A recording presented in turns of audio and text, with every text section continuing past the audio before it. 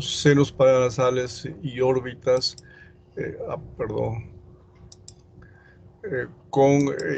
mediante imágenes en esa parte, ¿ya? Esa parte.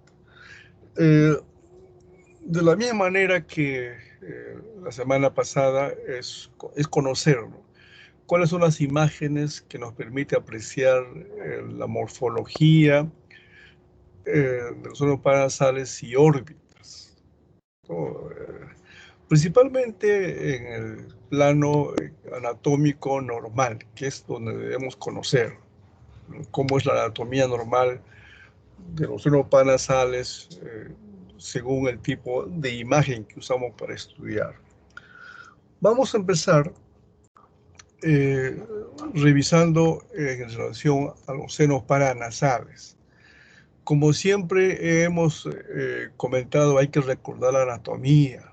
Eso es muy útil para ver la relación de esa estructura anatómica con otras estructuras anatómicas, por ejemplo, ¿no? Por ejemplo, el seno maxilar es este espacio. ¿Sí? Ese espacio es vacío, está lleno de aire, esa parte, ¿no? Y por supuesto las paredes sí está compuesto de hueso en esta parte, ¿no? Ahí también recordamos los senos etmoidales, el seno frontal, el seno frontal, ahí también hay que recordar, el tabique nasal, los cornetes, que usualmente se ven en los medios y los inferiores en esta parte. Entonces, todo esto lo tenemos que recordar para luego estos datos anatómicos que se ve de esta manera, tratar de visualizarlo en las imágenes.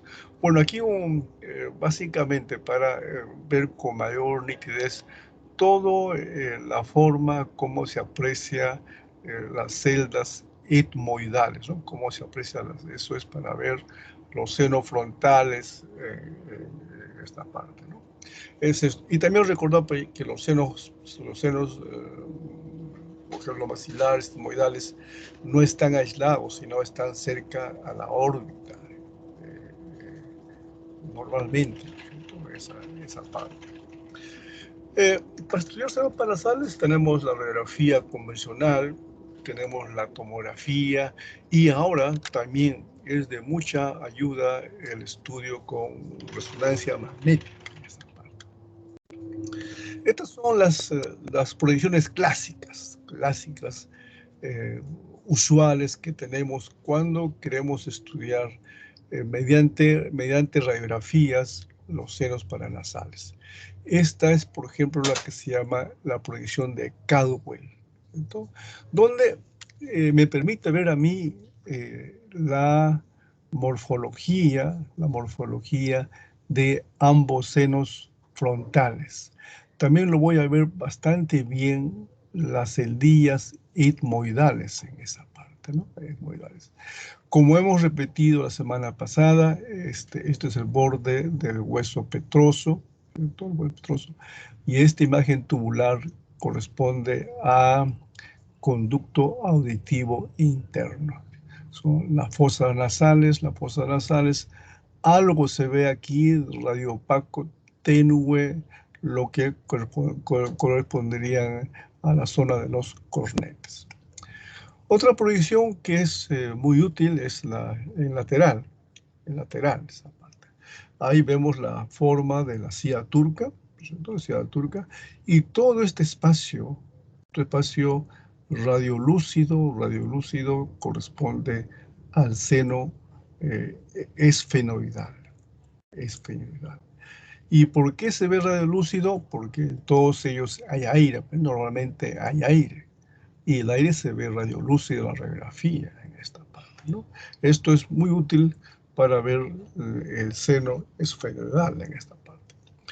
Otra proyección es el de Waters, que es esta proyección, y esta nos permite ver de una manera bastante adecuada toda la configuración y el borde del seno maxilar en ambos lados. La pared anterior, la pared lateral, la pared medial, y esto que se ve en esta forma corresponde a los senos esfenoidales en esta parte. Y esto corresponde al tabique nasal. Pero la indicación de esta proyección es básicamente para ver los senos maxilares. Entonces, cuando queremos estudiar senos paranasales con radiografía, se solicita todas esas proyecciones, ¿no es cierto? El Water, Caldwell y laterales aparte. Por favor, apaguen el micrófono. Por favor, apaguen el micrófono, por favor. Gracias. Gracias.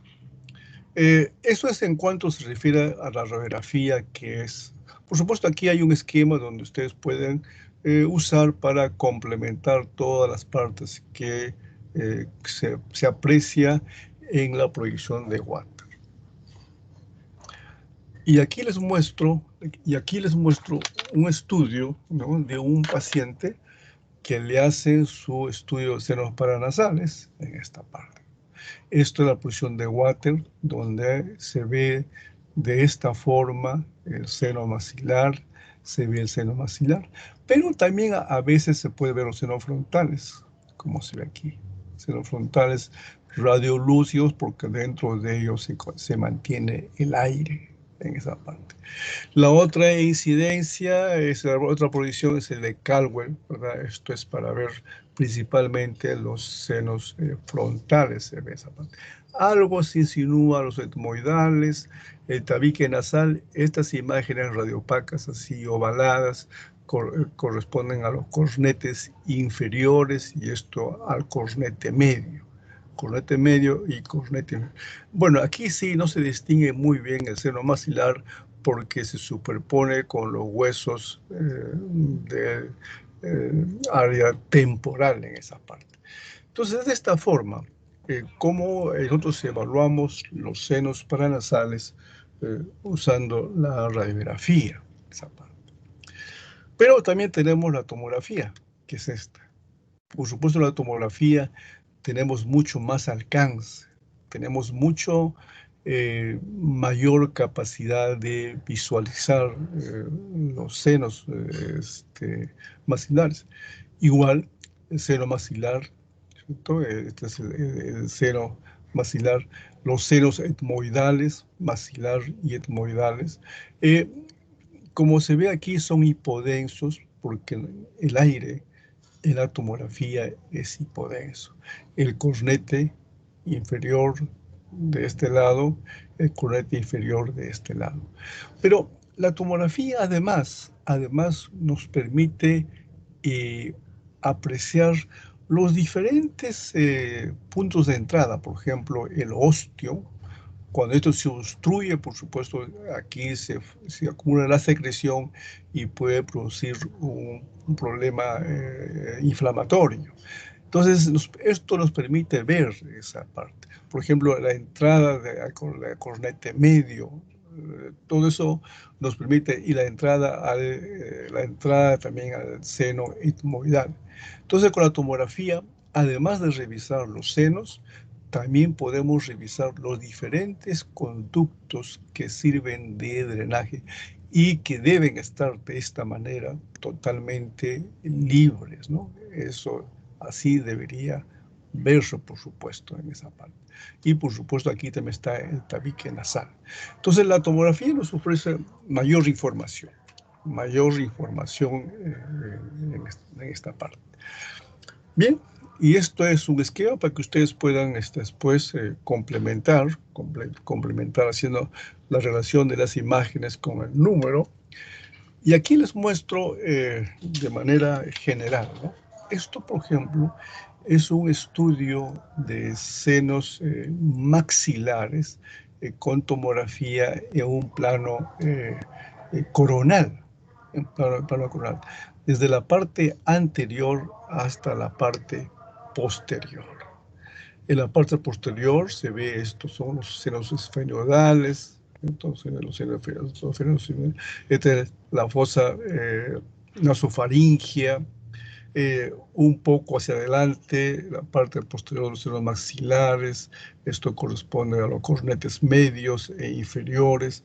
Vamos más a la parte ya anterior, los senos maxilares totalmente libres, no hay nada de contenido, solamente el aire como que debe ser, como que debe ser. Y aquí ya estamos más hacia la parte anterior, los senos maxilares, los cornetes inferiores, los cornetes medios, y vean esto, el ostium, ¿no? Los conductos totalmente libres, como que deben ser así en esta parte. Ya mucho más anterior algo queda del seno maxilar, los cornetes, y más anterior se ve de los senos frontales, de los senos frontales. Entonces, en un plano coronal con tomografía se puede apreciar todos los elementos de los senos paranasales y podemos inclusive identificar todos los conductos y los ostium que deben mantenerse libremente, como se ve en estas imágenes. El mismo paciente anterior, pero esto aquí le mostramos sus estudios en tomografía transversal o axial en esta parte. Esto corresponde a las celdillas etmoidales, tiene una especie de membrana que es normal, la lámina papirácea, los senos etmoidales, estamos descendiendo, senos etmoidales, estos son las celdillas etmoidales, hay dos compartimentos, los llamados anteriores y los llamados posteriores. Seguimos descendiendo, aquí está el seno maxilar, seguimos siendo el seno maxilar. Entonces, el seno maxilar libre como que debe ser en esta parte. El tabique nasal, el cornete medio, seguimos descendiendo, el cornete medio, el cornete inferior, el seno maxilar, y esto es la región nasofaringea, ¿sabe? Esa parte. Entonces, muy bien. Entonces, esto nos permite apreciar de manera adecuada la composición, la configuración de los senos maxilares mediante tomografía. Esto es viendo el plano transversal o axial. Viendo sagital también es muy útil esa parte. Esto es la silla turca, ¿verdad? La silla turca. El clivus. Este es el seno esfenoidal. Así debe verse el seno esfenoidal, esa parte, ¿no? Claro, el seno esfenoidal a veces tiene formas un poco diferentes. En este caso, en este paciente de esta forma, el seno es esfenoidal, y aquí se insinúa las celdillas etmoidales. Y aquí es mucho más evidente. Esto es la forma como se aprecia las celdillas etmoidales, el seno esfenoidal en esta parte. Aquí se aprecia el seno frontal, el seno frontal y el seno maxilar. Entonces, cuando queríamos estudiar un paciente con tomografía de senos maxilares que nos muestran los tres planos, es bastante útil. Nos ayuda mucho para poder identificar si en ese paciente habría o no algún problema en el paciente en esa parte. Pero ahora también tenemos la resonancia. Ya con ustedes hemos comentado, las secuencias de resonancia son múltiples, son varias. Entonces, pero tenemos que empezar de lo que es más básico. Lo básico es el T1 y el T2. No olvidar en resonancia T2, todo lo que es líquido, sea líquido normal o líquido patológico, van a ser blancos, o sea, hiperintensos o hiperreal. De tal forma que si nos muestran esta imagen, sin el nombre, si vemos blanco el contenido del globo ocular, es líquido, entonces es T2.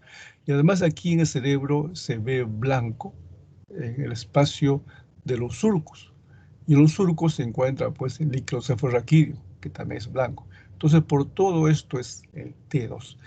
Entonces, estamos reconociendo cómo se ve la imagen en T2. Pero en este caso es para ver los senos. Esto es el seno maxilar. Hiposeñal, hipointenso, porque tiene aire. Entonces, el aire, ¿no? Se ve en resonancia T2 negro, o sea, hipointenso o hiposeñal. ¿No? Aquí algo se ve en las cilias etmoidales, esto se ve en los cornetes, ¿no? De esta forma como se ven los cornetes. Y estas dos son proyecciones de los senos paranasales, pero ya en la modalidad o secuencia T1. Esto es para ver las celdillas etmoidales normales, son hipointensos. Estas pequeñas rayitas así levemente blancas son los tabiques. Los tabiques que se aprecia normalmente en las celdillas etmoidales. El tabique, las células etmoidales no es un espacio vacío, sino tiene un tabique en el interior de ella, y esos son los tabiques, ¿no? La lámina papirácea, Viendo en el T1 también coronal, todo esto corresponde al seno maxilar hipointenso o hiposeñal. Entonces, tanto en T2 como en T1, normalmente los senos maxilares son hipointensos o hiposeñal. En este caso vemos los maxilares, vemos algo de los etmoidales en esa parte. Un ejemplo, ahora, ¿cuál es la consulta frecuente por la cual el paciente va al hospital, ¿no? La primera patología que se ve, la más general, es un problema que su médico lo evalúa, le dice, usted tiene sinusitis, ¿cierto? Y sinusitis es un problema inflamatorio de la mucosa de los senos paranasales. Pues maxilar, etmoidal, esfenoidal, frontal, ¿cierto? Pero el término de sinusitis es eso. Crónica, porque, bueno, son ya varias semanas o meses que el paciente está con problemas. Las causas son variadas, ¿verdad? Usted puede verse a un problema viral, a un problema alérgico, a un problema de bacterias, a una micosis, ya eso ya es el médico quien analiza, investiga a qué debería deberse ese paciente. Pero aquí le mostramos cómo se ve, cómo se ve. Esto es la radiografía, comparemos ambos senos. Este es el seno maxilar, esto es normal, que es radiolúcido, normal, pero ya la mucosa tiende a ser un poquito blanco. ¿Por qué? Porque hay un problema inflamatorio de la mucosa. En cambio, en este lado, ya prácticamente todo el seno maxilar es de color blanco, es radioopaco. Entonces, un signo de sinusitis crónica es una radiopacidad que compromete todo el seno maxilar. Si lo comparamos con el estudio de tomografía, este es un seno maxilar normal, y en este paciente tiene también un problema de sinusitis, pero todavía no ocupa todo el seno maxilar, pero ya está empezando su problema inflamatorio, crónico, y si esto avanza, esto poco a poco va a irse también ocupando todo el espacio, y en algún momento se va a verse todo este espacio ocupado por el problema inflamatorio crónico, como se ve aquí en la radiografía. Entonces aquí es radiopaco, aquí es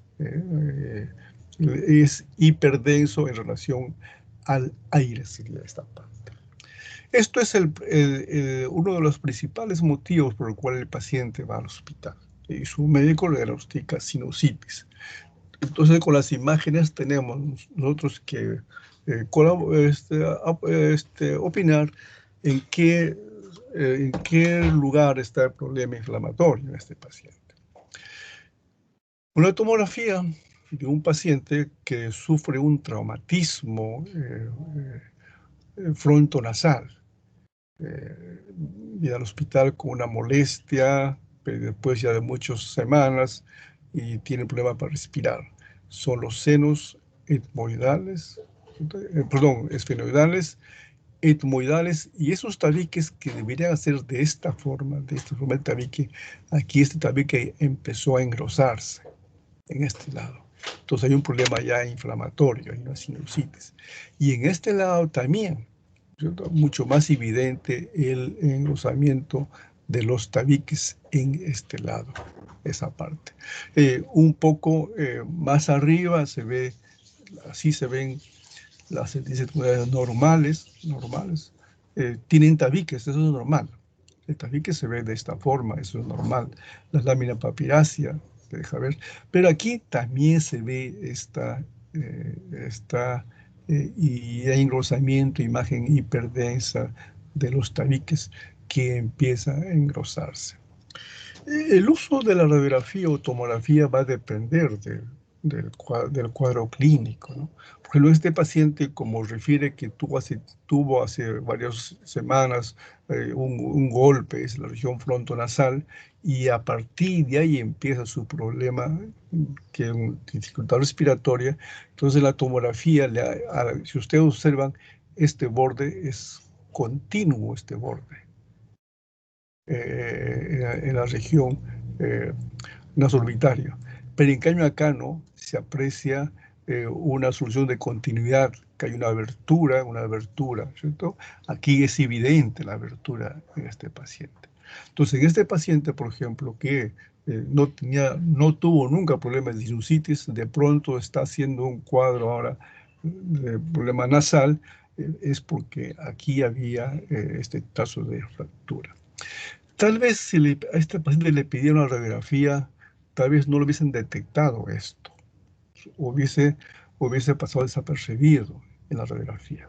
Por eso el uso de radiografía o tomografía no es que se solicite así por solicitar, sino tiene que ser eh, según el cuadro clínico del paciente, esa parte.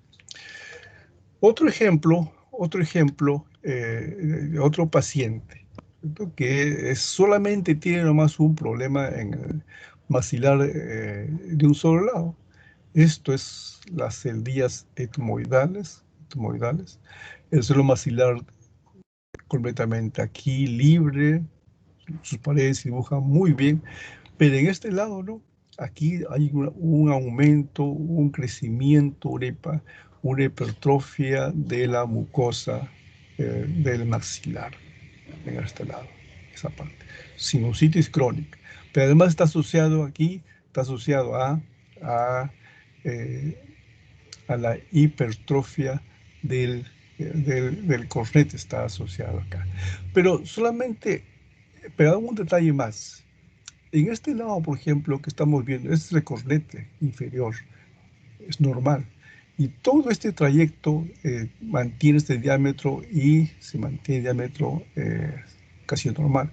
Pero en este lado el diámetro está disminuyendo. Entonces, eso explica en este paciente el problema obstructivo y la presencia de la inflamación de ese seno maxilar. Viendo en un plano coronal, viendo en un plano sagital y viendo en un plano axial, ¿cierto? Viendo en plano axial, ¿cierto? Entonces, eso es lo que te permite la tomografía, ver en varios planos, lo delimitas muy bien, pero también te permite observar cómo están los diferentes conductos ostium de los respectivos senos, tanto maxilar como etmoidal, en la tomografía, esa parte. Bueno, esto ya es algo mucho más complicado, ¿cierto? Este paciente, por ejemplo, si analizamos desde arriba, esto corresponde al seno esfenoidal. Celdillas etmoidales, totalmente llenos de esa secreción. Las láminas papiráceas extendidas a ambos lados. Los senos frontales, que deben ser densos, llenos de líquido. viendo en el sagital. Todo esto corresponde a las celdillas etmoidales llenos de secreción en esta parte. Estamos descendiendo el seno maxilar lleno de secreción en ambos lados.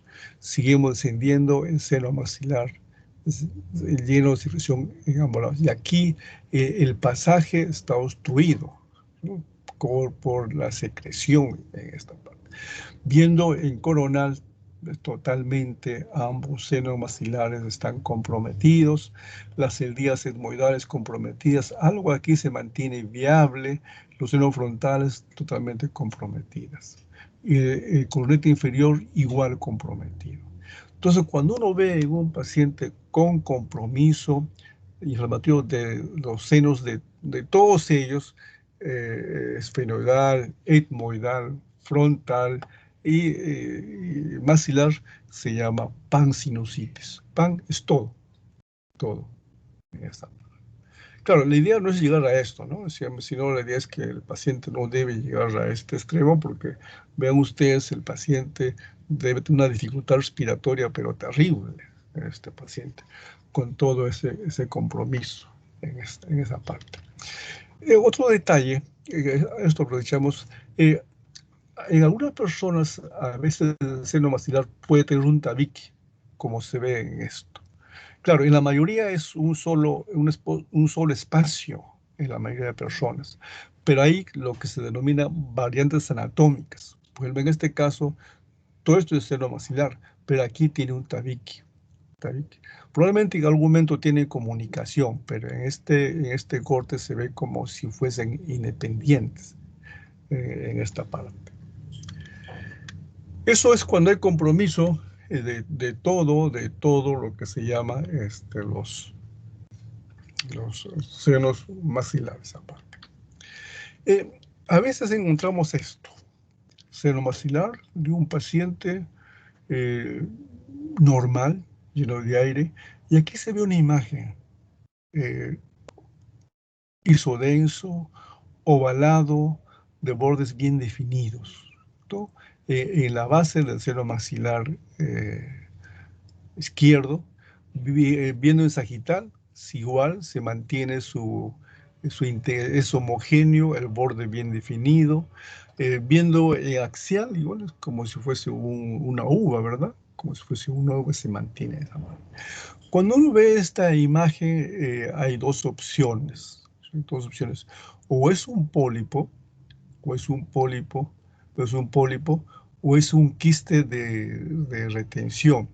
El pólipo se refiere a que esa parte de la mucosa ha empezado a hipertrofiarse como respuesta por lo general a procesos alérgicos.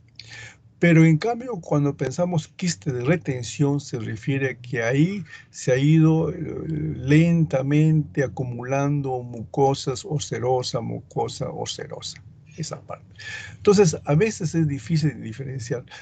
Ayudaría tal vez algo es el antecedente, ¿no? Si vemos un paciente con alergia, entonces lo más probable es que sea un pólipo en esta parte. Pero a veces no es posible diferenciar entre un pólipo y quiste de retención en la tomografía, en esta parte. Bien, otro paciente, igual se ve aquí esta imagen ovalado, ¿cierto? Ovalado se ve en esta zona, aquí esa parte. Una forma como si fuese, como vimos en su momento, o es un pólipo o es un quiste en esta parte. Es un pólipo o un quiste. Pero además en este paciente tiene también ya un compromiso de seno maxilar del lado opuesto. Y a veces del lado opuesto ya está, también hay un problema inflamatorio de ese seno maxilar. Los cornetes inferiores hipertrofiados, los medios todavía se mantienen, las celdas etmoidales bastante bien en este paciente. Entonces, igual, ¿cómo describimos la imagen? Y decimos, bueno, entonces es una sinusitis crónica asociado probablemente a pólipo o quiste en esta parte, ¿no? Entonces, eso ya y eso ayuda bastante en la parte clínica en el paciente, en esa parte.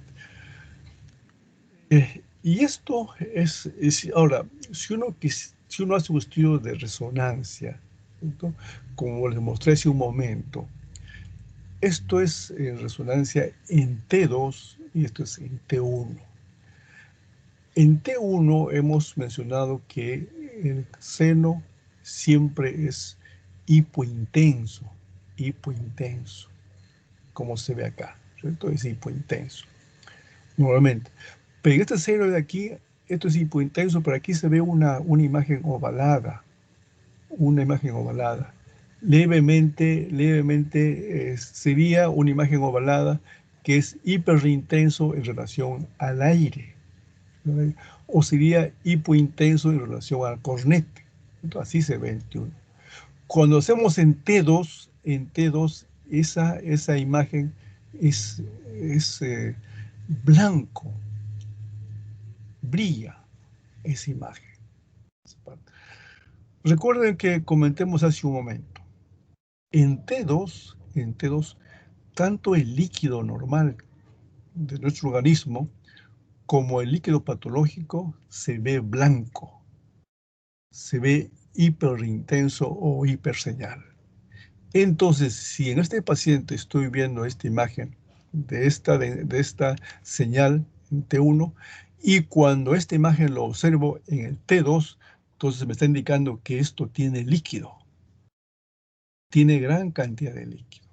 Entonces, aquí sí ya puedo ser categórico, es un quiste de retención, porque estoy apreciando ya con el T2 que esto tiene líquido, ahora sí ya lo puedo decir que es un quiste de retención. Entonces, ahí sí ya soy más categórico en esa parte. Entonces, aquí, por ejemplo, un ejemplo, esta es la imagen blanca que se ve en el surco entre ambos hemisferios cerebrales en esa parte.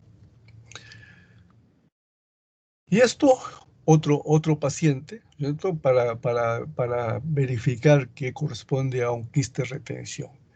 Este paciente con un problema respiratorio, el seno maxilar normal, hiposeñal, hipointenso. Aquí se ve la lesión ovalado, homogéneo, ¿cierto? Hiperintenso en relación al aire o hipointenso en relación al plano muscular, viene axial, viene sagital. Le hacemos el estudio de resonancia, es blanco, totalmente blanco. Entonces, eso que indica que tiene líquido en su interior. Listo. Eso entonces corresponde a quistes de retención, ¿cierto?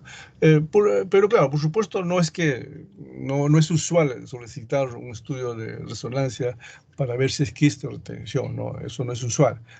Les muestro porque esto fue un hallazgo de un paciente que se hace un estudio por otra naturaleza, pero se ve esta imagen, ¿no? El paciente va al hospital no por el problema del quiste, sino él va al hospital por otra molestia, pero en el estudio se puede apreciar esa parte. Y vean cómo se ve los cornetes. Los cornetes usualmente son húmedos, ¿verdad?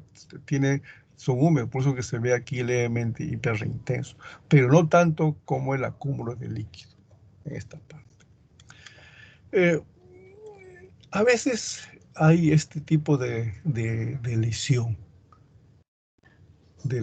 ¿cierto? Comparemos esto, este es el seno maxilar normal que tiene el paciente. Y aquí hay una imagen isodenso, un poco menos inclusive que la masa muscular. Esto es un mucocele. Esto es un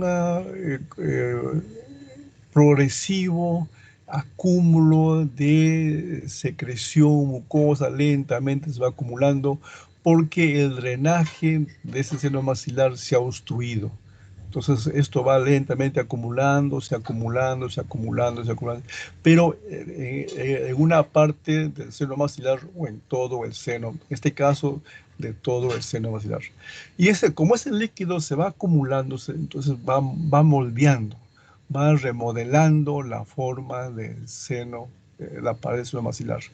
Por lo general, cuando hacemos diagnóstico, todavía se mantiene la integridad de la parte ósea del seno maxilar en esa parte. Entonces, lo que ustedes han revisado ya el caso clínico, es una imagen también así, una masa que se ve en el caso clínico, pero esa imagen del caso clínico no está ubicado pues, en el seno maxilar, ¿no? Eso está ubicado en la fosa nasal. Eso es también un punto a diferenciar. En este caso, el mucosele no sangra, no sangra el mucosele. Puse molestias en la región malar, hay dolor, hay fiebre, hay dificultad para respirar, pero no sangra. Y no olvidarse, como siempre hemos comentado, cuando usted ve una lesión en tomografía y tenemos duda, ¿y esto qué es? Decimos, es una masa así sólida, compacta, es grasa, es líquido. Entonces, ¿qué hacemos si tenemos duda? No olvide usar el cursor para que le haga la medición de las unidades Hounsfield. Eso va a ayudar, ¿correcto? Porque el líquido en Hounsfield es entre más 5 a más 15 más o menos. En cambio, la grasa es menos 100. Entonces, eso es una forma que nos va a poder ayudar en esta parte. Y otro ejemplo, de otro paciente. Igual un paciente que llega al hospital con dolor, con molestias que tiene en la región fronto-orbitario. Él dice que le duele, le molesta, no puede respirar, está con fiebre y igual aquí se va acumulando lentamente la secreción, que compromete las vías endobronquiales anteriores y también se extiende hasta la región frontal en esa parte. El hueso se remodela, ¿no? El hueso se desplaza, pero de alguna forma mantiene su forma, ¿no? El hueso, generalmente cuando hacemos diagnóstico, no se destruye. Entonces, eso también lo diferencia de una lesión tumoral, de una masa, ¿no? El mucosele crece, molesta, da síntomas bastante fastidiosos, pero en el estudio, de alguna forma, todavía se mantiene la integridad de la pared que corresponde al seno. Eso es lo que vemos con más frecuencia en la patología de los senos paranasales, esa parte. Ahora les quiero mostrar cómo evaluamos nosotros las órbitas. Y de nuevo hay que recordar anatomía, esa parte. Hay que recordar las órbitas, el componente, ¿no? El globo ocular, ¿cierto? El cristalino. Aquí adentro está un líquido, el nervio óptico, y llega hasta aquí a su nervio óptico. Este amarillo corresponde a la grasa retroocular, y por afuera están los músculos, ¿no? El recto interno, el recto externo, recto superior, el recto inferior en esta parte. Entonces, todo esto tenemos que recordar. ¿Y qué tenemos a la fecha para estudiar? Igual, tenemos la radiografía convencional, la tomografía y la resonancia. ¿Cuál vamos a usar? Depende. Depende de lo que el paciente tiene como molestias. ¿Cuál le va a ser útil para yo ayudarlo al paciente en esa parte? Esto es un esquema ¿no? Para que ustedes puedan después hacer la correlación, pero es para recordar. Todo esto corresponde al reborde orbitario. Esta parte. Esto es la hendidura orbitaria superior, ¿cierto? Todo esto es esa parte, el ala menor del esfenoides, el ala mayor del esfenoides. Entonces, la radiografía de órbitas, tenemos que ver eso, ¿no? Ver cómo está la integridad, el reborde de la órbita, que son simétricos en ambos lados. Hay que ver cómo están los esfenoides, tanto el ala mayor como el ala menor, ver también la fisura orbitaria a ese nivel. Y, por supuesto, en la imagen no hay que desaprovechar, vemos también los senos frontales, en este caso son bastante hipertrofiados, ¿no? Al respecto, la forma y el tamaño de los senos frontales es variable, es variable.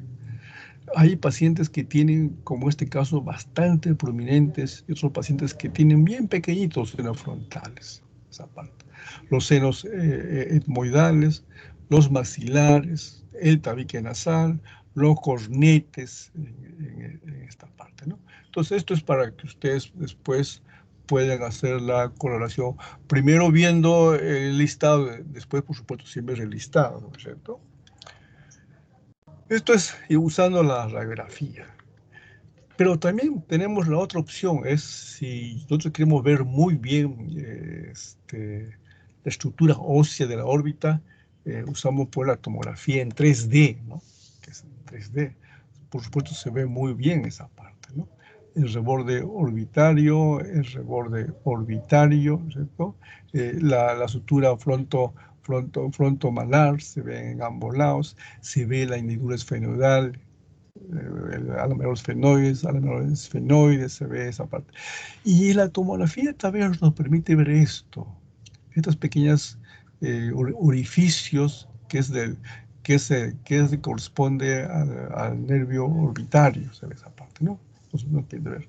En cambio, la radiografía, vean, claro, hay mucha diferencia, ¿no? Aquí tenemos mayor posibilidad de analizar, de mirar todo lo que es la parte de cráneo. Entonces, si pensamos que vemos un paciente con problemas netamente óseos, pues la tomografía en 3D nos va a ayudar en esa parte. La radiografía te va a ayudar, por supuesto, pero si queremos ser un poquito más, con más detalles, entonces la tomografía en 3D en esa parte. Entonces, eso es lo que nosotros tenemos para estudiar órbita, esa parte. Pero también tenemos la tomografía en esa parte. En la tomografía se nos permite identificar muchas cosas. Esto, por ejemplo, es el nervio óptico. El músculo recto externo, el músculo recto interno, el nervio óptico. Y aquí esta imagen hipodensa, que está por detrás del glóbulo ocular, esa es la grasa, ¿cierto? Es la grasa retroorbitaria. Y todo esto corresponde a las celdillas etmoidales, esa parte, ¿no? Esto corresponde a las celdillas etmoidales en esa parte. Entonces, con la tomografía se puede, y esto es solamente un plano, porque se puede también con la tomografía estudiar en varios planos, coronal, axial, sagital, se puede estudiar la tomografía en esta parte. Igual, ya ustedes tienen que hacer una correlación y una identificación de las partes de la órbita con el listado que se encuentra en este lugar. Esto es un estudio de tomografía en varios planos, en el sagital, este es en el axial, el coronal, axial, otro coronal, en esta parte, ¿no? Entonces aquí hay que tratar de identificar, primeramente, por supuesto, el globo ocular es todo esto, ¿no? El globo ocular es todo esto. Aquí se ve hipodenso porque tiene líquido, ¿no? Es de líquido, se ve esa parte, líquido. Y esto que se ve aquí, esta imagen así ovaladita, hiperdensa, corresponde al cristalino, se ve esa parte. Eso corresponde al cristalino en esa parte. Y aquí se ve una imagen así ovaladita así, con bastante densidad en ambos lados. Eso corresponde a la glándula lagrimal, ¿no? En ambos lados corresponde a esa parte. Aquí se insinúa el nervio óptico, el recto superior, el recto inferior. De nuevo vemos cuál es parte del seno, entonces del seno esfenoidal, perdón, seno etmoidal se ve esa parte. Viendo en coronal se ve esa parte. Esto es el nervio óptico, el recto superior, recto externo, recto interno, recto inferior. Nervio óptico, recto superior, recto externo, recto interno, y todo esto que se ve de un color oscuro negro corresponde a la grasa, ¿no? A la grasa retroocular. Y esto corresponde al aire que está en las celdas etmoidales en esa parte. Entonces yo creo que con esto ya podemos nosotros diferenciar entre la grasa y aire. Creo que no va a haber dificultad en poder diferenciar. Si hay dificultad, no olvidarse usar que nos hagan la medición con las unidades Hounsfield en esa parte. Estudio de globos oculares usando tomografía. También puede ser con contraste. Estos son estudios de tomografía sin contraste. Pero podemos también hacer con contraste, y eso a veces nos permite observar la arteria y las venas, normalmente en esa parte. Y esto es un ejemplo así de un paciente con 2 estudios sencillos para recordar: nervio óptico, el recto superior, recto inferior, la grasa retroocular, la grasa retroocular. Días etmoidales, seno maxilar, el líquido que está en el globo ocular, músculo recto superior, recto interno, recto externo, recto inferior. Bueno, aquí sí ya no se ve el nervio óptico, porque es el líquido quien se superpone a la presencia de la cabeza del nervio óptico. Pero aquí sí lo ves nervio óptico muy bien. Entonces tenemos esa forma, ¿no?, de estudiar cavidad orbitaria con radiografía, tomografía y la tomografía en varios planos, esa parte. Pero tenemos también la resonancia para estudiar esa parte. Y esto es la resonancia en T1, esa parte. De nuevo hay que recordar, ¿no? Entonces, cielo maxilar oscuro, hiposeñal o hipointenso, esa parte. Este es el globo ocular, el líquido. El líquido normal del globo ocular en T1 se ve hiposeñal o hipointenso. El cristalino se ve así, de esta forma, en T1 esa parte.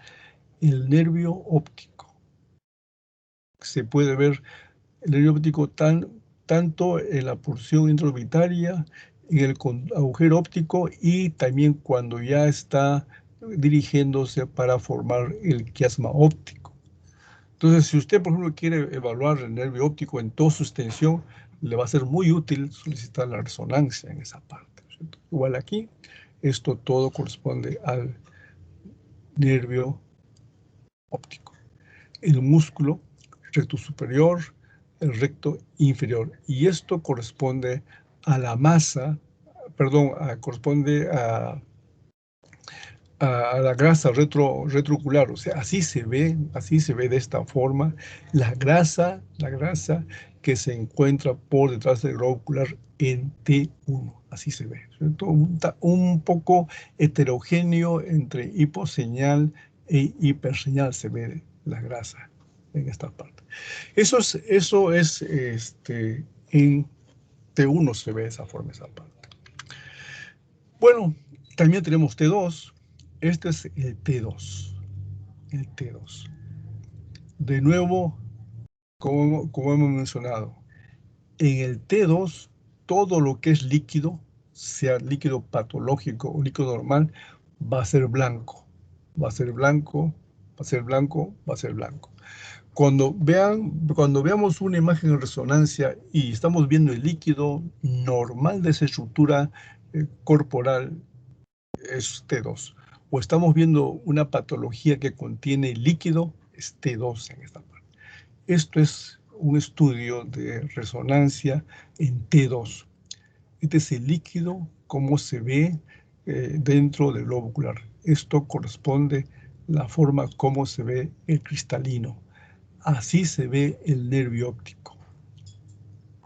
Hiposeñal, hipointenso se ve el nervio óptico, se ve así. Este levemente hiperseñal corresponde a la grasa retroocular. Esta imagen hiposeñal corresponde al músculo recto interno, músculo recto externo, recto externo, recto interno. De nuevo vemos acá las celdillas etmoidales, se ve aquí esa parte. Y viendo en coronal, ¿cierto? Un poco más para reafirmar lo que estamos mencionando. En T2, el líquido se ve así hiperintenso o hiperseñal, como se ve en este caso. Pero a veces cuando queremos estudiar otros segmentos corporales, ¿no? Y queremos descartar que un problema de repente de tipo tumoral o queremos bloquear la grasa, se usa esta secuencia. Es una resonancia magnética en T2, por eso todo lo veo blanco en T2, pero el llamado SPIRE me permite bloquear la grasa que se encuentra en la médula ósea. La grasa que se encuentra dentro de las fibras musculares, ¿cierto? La grasa, por ejemplo, en este caso, retroocular. Esto es grasa, y se ve hiperseñal en T2. Pero cuando yo uso el SPIRE me bloquea, me anula la grasa. Por eso que aquí lo vemos así, lo vemos hipointenso o hiposeñal, y es normal eso, es normal. Entonces en el SPIRE lo que hace es normal, me va a bloquear la señal de la grasa. Y me deja ver el nervio óptico, el músculo, se ve de esta forma, recto interno, recto externo, recto interno. Estos son las celdillas etmoidales que se ve esa parte. El globo ocular, ¿no? Y el cristalino. Entonces esta forma de lo que se llama RMT2 en SPIRE es para bloquear, anular la señal de la grasa en esa parte. Bien, esa es entonces la forma como estudiamos nosotros tanto la parte orbitaria ósea como también estudiamos el contenido en esta parte. También puede hacer un estudio con contraste. Por ejemplo, es un estudio T1, en plano axial y plano sagital con contraste en esa parte. ¿Qué me dibuja? Me dibuja principalmente el recto inferior, el superior, el nervio óptico, se ve siempre así. Y aquí se ve una especie de unas rayitas que corresponde a los vasos, que se ve de esta forma. Este es un vaso que corresponde a la arteria vertebral de ese lado. El recto externo, recto interno, el nervio óptico se ve de esta forma, ¿cierto? De esta forma. Aparte. Y esto es la esclera que se realza con el contraste cristalino y el contenido del globo ocular, o sea, el humor vítreo, ¿verdad? Así se ve. Entonces, con resonancia, también en tomografía, como se mencionó, se puede hacer tomografía de órbita con contraste. Igual también resonancia, podemos hacer resonancia de órbita sin o con contraste. Se puede hacer en esta parte. Pero además con resonancia tenemos otra opción. ¿No? Esto es aquí es para que ustedes puedan identificar las partes. Esto por ejemplo, todos son T1, todos de T1 en coronal, T1, digamos, en parasagital, y entonces T1 un poquito más hacia la parte central en esa parte. Esto lo demuestro por lo siguiente. Esto es la forma como se ve el contenido del globo ocular en T1. Esto corresponde, no es grasa, no es líquido, sino es grasa. Recuerden ustedes que hemos visto que hay grasa detrás del ojo, esto es la grasa. Y esto que se ve aquí en una forma geométrica, esto corresponde a cómo se aprecia la masa muscular. Recto superior, recto inferior, recto interno se ve. Eso, en esta parte. Todos son en T1, igual aquí, estamos viendo acá esa parte, ¿no? Si aquí se ve así el músculo recto interno, igual, se ve el músculo recto inferior, recto superior, y esto corresponde al nervio óptico. Y esto corresponde a la grasa retroocular. Ya hace un momento hemos visto cómo se puede bloquear, ¿verdad? ¿Cómo lo bloqueamos? Con el estudio de RMT2 con Spire. Con eso se bloquea en esta parte. Igual, esto es toda la grasa que estamos viendo aquí en esta parte. De nuevo, el seno maxilar, los senos maxilares en ambos lados, el cornete de ambos lados hipertrofiados más en este lado. Siempre que vean ustedes imágenes, traten de aprovechar todo, o sea, de ver de extremo a extremo, no limitarse a una sola estructura atómica. Hay que tratar de ver todo, porque la imagen te muestra eso, ¿no? Te muestra eso la imagen. Y esto es lo que le comentaba, esto. Si nosotros queremos estudiar, por ejemplo, en un paciente que tiene un problema ocular, pero además estamos pensando que puede ser un problema de quiasma óptico, le pedimos este estudio al paciente. En todos son en T1, esto corresponde el contenido del globo ocular, el nervio óptico, ambos van haciendo su recorrido hasta formar el quiasma óptico. Y por supuesto aquí hay cruce de las fibras de ambos lados, una parte, y sigue su recorrido hacia la parte posterior. Entonces se puede apreciar. Esto, por ejemplo, el quiasma óptico se ve muy bien en la resonancia, que en tomografía se puede ver, pero no es tanto como en la resonancia. El mismo paciente, el globo ocular, el nervio óptico, en toda su extensión en esta parte. El lado opuesto del paciente, el globo ocular, el cristalino, el nervio óptico se ve parcialmente, se ve esta parte.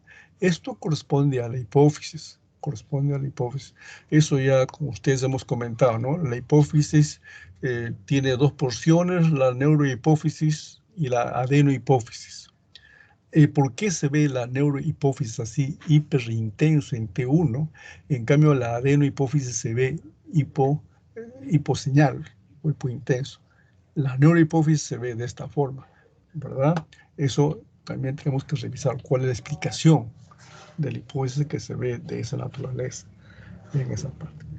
Eso es todo lo que les quería mostrar con la forma como se estudian las órbitas y su contenido en esa parte. Hay un ejemplo de un paciente que llega al hospital y con problemas extraoculares en el paciente. Y se le hace su estudio al paciente y comparen ustedes esto. Esto es el globo ocular que tiene el paciente, el cristalino, el nervio óptico.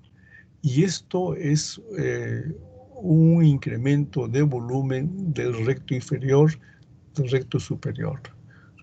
Recto inferior y recto superior nervio óptico, y en todos ellos, en ambos lados está hay una hipertrofia de los músculos extraoculares, a excepción del recto externo, que todavía mantiene su morfología y el volumen adecuado. Pero todos los músculos están hipertrofiados. Por ejemplo, acá vemos hipertrofiado. Esto es nervio óptico, hipertrofia. Entonces, el nombre general que se decide esto es una miopatía, ¿no es cierto? Una miopatía. Entonces, cuando vemos imágenes, las imágenes describimos nosotros. Lo vemos de esta forma. Si la imagen nos permite dar una opinión del compromiso, lo hacemos. Por acá, como vemos, los músculos están aumentados de volumen, ¿no? En todos ellos, a excepción del recto externo, entonces una miopatía. El siguiente paso ya viene, bueno, paciente tiene clínica y tiene imágenes de miopatía. Muy bien, ahora sí, entonces ya corresponde ya indagar, diagnosticar esa miopatía a qué corresponde, ¿verdad? Uno de ellos es, por supuesto, a la enfermedad de Graves Basedow, ¿verdad? Es una posibilidad que puede tener el paciente en esa parte.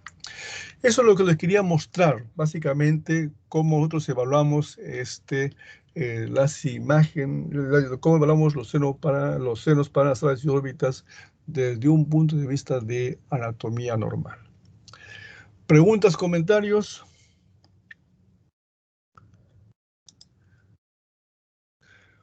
Bueno, si no hay preguntas, comentarios, por favor, más tarde, por favor, voy a subir las clases a la plataforma del curso, por favor. Muy bien, ha sido un gusto. Buenas tardes, por favor. ¿Ya? Gracias, doctor. No, a ustedes, a ustedes. No, a ustedes, muy buenas tardes. Gracias, Por doctor. favor, Buenas tardes. por favor, a cuidarse y almorzar, por favor. No, es hora de almuerzo, ¿verdad? Sí. Muy bien, gracias, gracias. Gracias a todos ustedes a cuidarse. Hasta luego, hasta luego.